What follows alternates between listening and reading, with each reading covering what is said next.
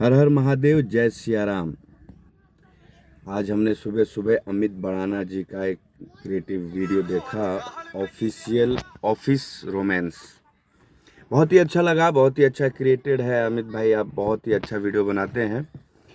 और आपसे पहली एक जो सीरीज आपने निकाली, इसका सीज़न 2 मैं ढूंढ रहा हूँ कि कब आपका आएगा, SSC सीज़न 2।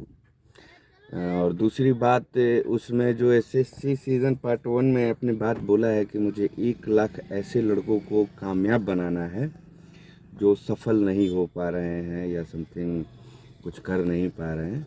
तो हम आपको बता दें कि आप बिहार आ जाइए, और जो भी हमारे शिव शंकर चौधरी जी हैं SSC सर, उनसे आप आइडिया उनको दीजिए कि बिहार में जाइए। बिहार में बोड़ा भर भर के, भक्कू भर भर के मिली हैं तो के लइका जो उनकी आगे बहुत कुछ कल चाहता रसन।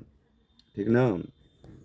हम यही आपसे बोल देना चाहते हैं कि अगर आपको ऐसे लड़कों की ज़रूरत है जो एकदम बेकार है, किसी काम के नहीं है, अगर उनको आप सक्सेस कर सकते हैं तो आप बिहार आइए, बिहार में हमसे मिले। हम आपको 1 लाख क्या 1 करोड़ लड़कों को दे देंगे। बिहार में लड़कों की कमी नहीं है।